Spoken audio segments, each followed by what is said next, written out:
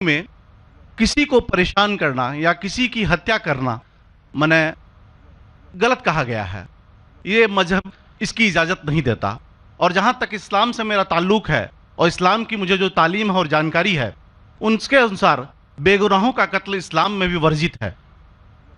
इस्लाम कहीं भी किसी भी सूरत में बेगुनाहों को कत्ल करने की इजाज़त नहीं देता।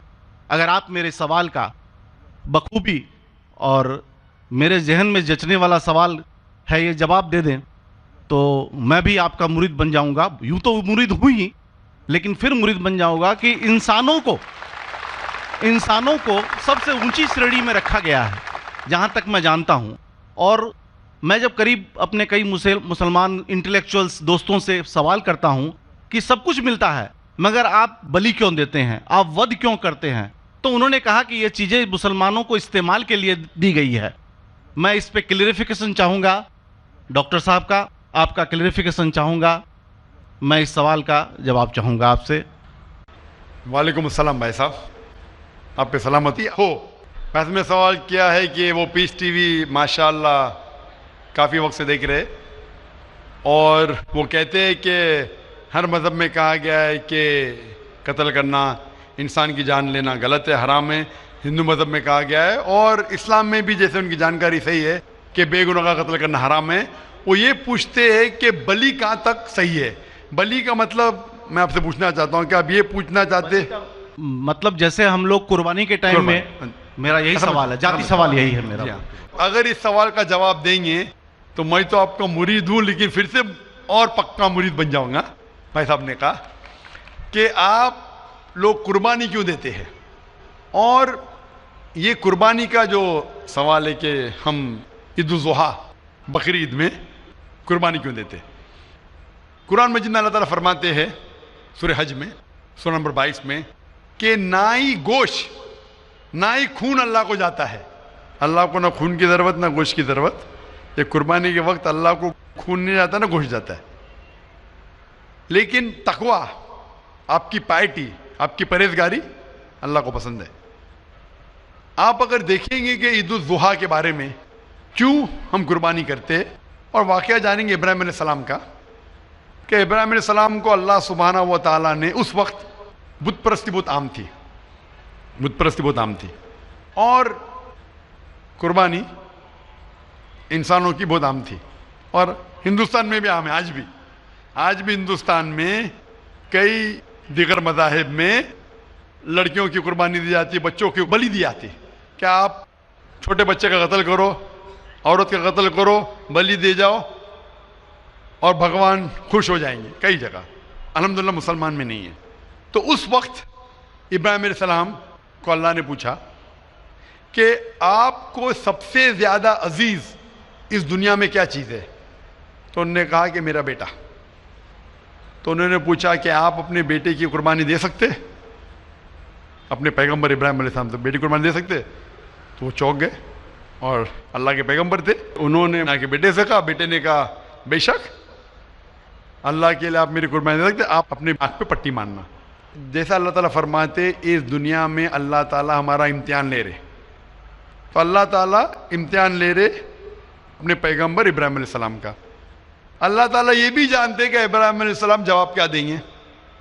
तो इब्राहिम अलैहिस्सलाम अपने आँख पे पट्टी मारते और जिस तरीके से हुक्म आता है अपने बेटे की कुर्बानी देने जाते, उस वक्त ही एक भेड़, गोट या शीप आ जाता है और उस शीप की कुर्बानी हो जाती है। तो उस चीज़ को याद रखने के लिए आज भी मुसलमान बकरीद के टाइम पे, ईद उल ज़ुहा के वक्त जानवर की कुर्बानी देते। ये याद दिलाने के लिए हमें, क्योंकि ये अल्लाह सुब्हानहू व तआला की तरफ से अपने आखिरी पैगंबर मोहम्मद सल्लल्लाहु अलैहि वसल्लम ने कहा, उसकी बात मानते। लेकिन अगर मैं सोचूं दिमाग से क्यों, तो ये सोच सकता हूं कि ये हमें याद दिलाने के लिए क्या अल्लाह को इंसान की कुर्बानी की ज़रूरत नहीं, इंसान की जान लेने की ज़रूरत नहीं। तो जो आज दुनिया भर में आज भी हो रहा है कि बच्चों को कत्ल किया जा रहा है, औरतों का कत्ल किया जा रहा है, बलि पे चढ़ाया जा रहा है, ये बिल्कुल गलत है। और दोनों में आप देखेंगे फ़र्क। अगर कोई दूसरे मज़हब में, हिंदू मज़हब लो या दीगर मज़हब लो, اگر کوئی جانور کی بلی چڑھائی جاتی ہے تو ادھر ہی رکھ دیا جاتا ہے اور اکثر وہ فضول ہو جاتا ہے، ہو سکتا ہے کبھی کوئی چپکے سے آ کے کھا لے۔ اسلام میں جب قربانی دی جاتی ہے عید الاضحیٰ کے ٹائم پہ، سب سے پہلے جو میں کہہ رہا ہوں کہ میری منطق یہ سمجھ سکتی ہے کہ ہمیں یہ یاد دلا رہے کہ انسانوں کی بلی چڑھانا حرام ہے، اور جب ہم یاد دلاتے اور جب بکرا کاٹتے یا جو بھی کاٹتے جانور، اس وقت جب ہم کاٹتے ہم اللہ کا نام لے کے کاٹتے، اور جو بھی جانور کی قربانی دیتے اس کے 3 حصے کر سکتے۔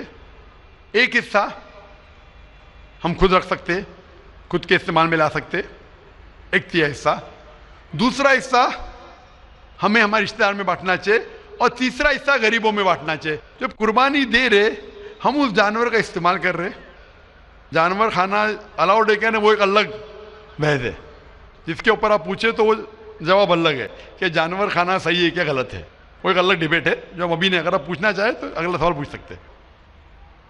ایک تیسرا حصہ ہم استعمال کر رہے، ایک تیسرا حصہ ہم دوستوں میں بانٹ رہے ہمارے رشتہ دار میں، اور تیسرا حصہ ہم غریبوں میں بانٹتے، تو ان میں غریبوں کا فائدہ ہو رہا ہے، نہ فضول خرچی ہو رہی ہے، اور یاد دلایا جاتا ہے کہ انسانوں کا قتل کرنا غلط ہے، تو یہ اچھی چیز ہے۔ جب بلی جیسا دیکھے باقی مذاہب میں کیا ہو رہا ہے، انسانوں کا قتل کیا جاتا ہے بالکل حرام ہے، اس کے علاوہ جب جانور کا بھی قتل کرتے وہ جانور فضول خرچی میں جاتا ہے۔ اسلام میں ہمیں یاد دلایا جاتا ہے، اور قرآن مجید میں لکھا ہے سورہ مائدہ سورہ 5 آیت نمبر 1 میں، اور سورہ نحل سورہ نمبر 16 آیت نمبر 5 میں، کہ جو جانور آپ کے لیے حلال ہے وہ کھا سکتے، جو چوپایا ہے، خالی وہ جانور مت کھاؤ جو آپ کے لیے حرام ہے، جو حلال ہے وہ کھا سکتے، تو یہ کھانے کے لیے ہمارے لیے خوراک ہے۔ تم قربانی کے وقت نہ کچھ ضائع کر رہے، نہ پیسے کی بربادی کر رہے، ہمیں یاد دلایا جاتا ہے کہ نہ خدا کو گوشت جاتا ہے، نہ خدا کو خون جاتا ہے، خدا کو تقویٰ جاتا ہے، ہمارا تقویٰ، ہم کتنے پرہیزگار ہیں، اور ساتھ ساتھ اس کا استعمال ہوتا ہے۔ ایک تیسرا حصہ میں کھاتا ہوں، رشتہ داروں میں بانٹتا ہوں، اور آخری تیسرا حصہ میں بانٹتا ہوں غریبوں میں، تو اس سے فائدہ ہوتا ہے، تو اس میں کیا غلط ہے؟ بنسبت دوسرے مذاہب میں آپ دیکھیں گے اس میں نقصان ہی نقصان ہے، انسان کا قتل ہو رہا ہے، اور جانور کو بھی اگر بلی چڑھائی جاتی ہے تو فضول خرچی ہوتی ہے۔ بنسبت اسلام میں بقرعید کے اندر فائدہ ہی فائدہ ہے۔ ہوپ دان سے بہت خوب، آپ نے یہ بہت اچھا فرمایا، میں آپ کے جواب سے کافی سنتشٹ ہوں، اور جاتے جاتے ایک آخری سوال کرنا چاہوں گا کہ اہنسا کو اسلام کس نظریے سے دیکھتا ہے؟ اہنسا کو اسلام کس نظریے سے دیکھتا ہے؟ میں صاحب کا آخری سوال ہے کہ اہمسا کو اسلام کس نظریے سے دیکھتا ہے؟ عام طور پہ ہمسا حرام ہے۔ اسلام آتا ہے لفظ سلام سے، اس کے معنی ہے سلامتی، امن، شانتی۔ اسلام کے معنی ہے کہ شانتی حاصل کرنا، اپنی خواہش، اللہ کا جو پیغام ہے اس کے مطابق اپنی زندگی بسر کرنا اور امن حاصل کرنا، اسے کہتے ہیں اسلام۔ ہمسا عام طور پہ حرام ہے، لیکن اگر مثال کے طور پہ ہم دیکھتے ہیں ہر دیش میں قانون ہے کہ چوری مت کرو، کسی کا قتل مت کرو، لیکن قانون کے علاوہ پولیس بھی ہے کہ اگر کوئی قانون کو فالو نہیں کرتا ہے، کوئی چوری کرے گا تو پولیس اس وقت زبردستی کر سکتی ہے، پولیس فورس کا استعمال کر سکتی ہے، پولیس کبھی کبھی ہتھیار کا استعمال کرتی ہے امن اور شانتی برقرار رکھنے کے لیے دیش میں۔ اسی طریقے سے اسلام میں ہمسا عام طور پہ حرام ہے، لیکن ہر انسان شانتی نہیں چاہتا ہے، کچھ انسان جو اشانتی چاہتے ہیں اور جو اللہ کا فرمان پہ عمل نہیں کرتے اور شانتی کو بھش کرنا چاہتے، اس وقت اسلام اجازت دیتا ہے کہ آخری مرحلے پہ آپ ہمسا کا استعمال کر سکتے شانتی لانے کے لیے، ہمسا کا استعمال کر سکتے شانتی لانے کے لیے، خود کے فائدے کے لیے نہیں۔ اسی لیے عام طور پہ جتنے بھی آپ نے دیکھے ہوئے ہیں جو جنگ اللہ کے رسول لڑی، اکثر وہ تھا سیلف ڈیفنس میں۔ اگر کوئی چور میرے گھر میں گھستا ہے اور میری بیٹی سے بدتمیزی کرتا، میں کیا کہوں گا؟ میں ہمسا میں مانتا ہوں، میں ہاتھ نہیں لگاؤں گا، میں میری چوڑیاں نہیں پہنا ہوگی ہاتھ میں، مسلمان ہوں لیکن چوڑیاں نہیں ہاتھ میں پہنا ہوں۔ آپ کے گھر میں کوئی چور گھستا ہے اور آپ کی بیٹی سے بدتمیزی کرتا، آپ کیا کریں گے؟ جی ہاں، میں مقابلہ کروں گا۔ مقابلہ کریں گے، ہاتھ بھی اٹھائیں گے نا۔ اس طریقے سے ہمسا کا استعمال آخری مرحلے پہ اگر دوسرا کوئی چارہ نہیں ہے تو استعمال کیا جا سکتا ہے حق کے لیے، نہ حق کے لیے نہیں. دوسرے کو تکلیف پہنچانے کے لیے غلط ہے، دوسرے کا مال ہڑپ کرنے کے لیے حرام ہے، لیکن خود کے بچاؤ کے لیے یا امن حاصل کرنے کے لیے ہمسا کا استعمال کیا جا سکتا ہے. لیکن اصل میں اسلام آتا ہے لفظ سلام سے، جس کے معنی ہے سلامتی، امن، تاکہ دنیا میں سلامتی پہنچے. بہت خوب، بہت اچھا لگا آپ کو سن کے. پھر ایک بار میں تہ دل سے آپ کا شکریہ ادا کرنا چاہوں گا. چاہتا ہوں کہ آپ خدا حافظ. ایک خدا میں مانتے؟ میں ایک دم ایک خدا کو نہیں، میں اپنے اندر میں بیٹھے برہم کو مانتا ہوں. میری اپنی الگ سوچ ہے. میں کسی مندر میں نہیں جاتا ہوں، یہ بات نہیں ہے، جاتا ہوں، لیکن میری اپنے اندر کی آواز ہے کہ انسانوں کی خدمت کرو، انسانوں کی عزت کرو اور بھٹکے ہوئے کو راہ دکھاؤ. میرا بھی یہی ہے. اور میں کسی انسان میں، ہندو ہو چاہے مسلمان، میں اس کھلے من سے آغاز کرتا ہوں. میں کسی سے بھی بھید بھاؤ نہ آج تک کیا ہے، نہ کبھی زندگی میں کروں گا. میرے لیے انسان جو پیدا کیا ہے وہ اوپر والے نے، وہ سبھی ایک ہیں اور ایک رہیں گے. آپ نے فرمایا کہ انسان کی خدمت کرنا چاہیے، انسان کی مدد کرنا چاہیے، لیکن میں یہ پوچھنا چاہتا ہوں کہ آپ ایک خدا میں مانتے ہیں؟ آپ نے کہا. میں یہ پوچھنا چاہتا ہوں، آپ نے تقریر سنی میری پیس ٹی وی پہ، آپ مانتے ہیں کہ محمد صلی اللہ علیہ وسلم آخری پیغمبر ہے؟ نہیں، میں اس بحث میں نہیں پڑھنا